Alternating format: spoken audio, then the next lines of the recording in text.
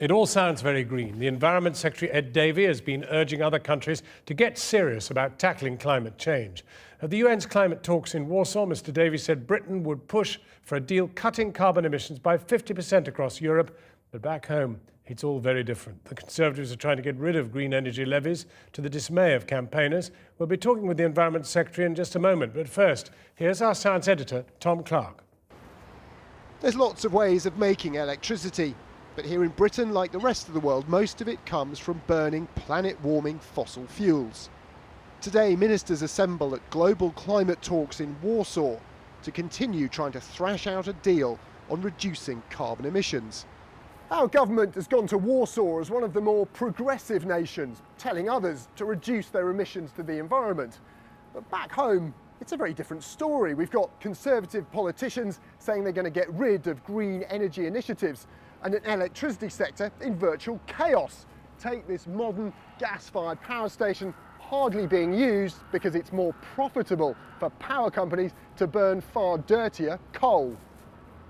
As well as making better use of the plants we've got, like Barking Power Station, we need to build a lot more new energy infrastructure.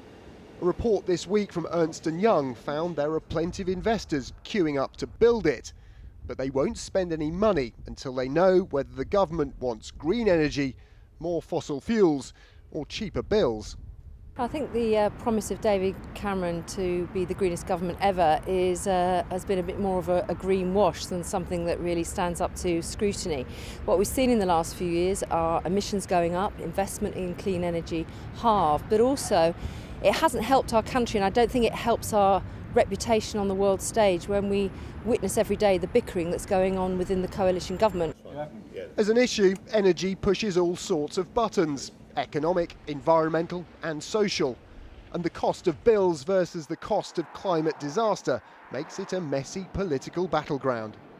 In the last 3 months alone, the Labour Party has said they want to freeze energy bills for consumers. The Conservative Party has said they want to scrap some of those green energy tariffs. Meanwhile, the Liberal Democrats say they'll leave things pretty much the way they are. Anyone trying to win an election knows voters worried about keeping warm through winter don't necessarily have the future of the Earth's climate system at the front of their minds. It's why the UK has a Climate Change Act that forces successive governments to reduce emissions. Whatever the government is, the pressures are always to do things which are immediately necessary. And that's why we passed the Climate Change Act, because it ensures that you can't do that. Countries like China are actually practically doing more than we're doing. Mexico, South Africa is doing remarkably. You can tell it's a climate summit. Here comes Ban Ki-moon on a bamboo bike. But the smiles today in Warsaw conceal the fact it's not going well. Japan, Canada and Australia are bailing on their commitments to cut carbon, and it only makes our Environment Secretary's job harder, selling a green Britain to the rest of the world, while back home, many voters worry they're paying too much already.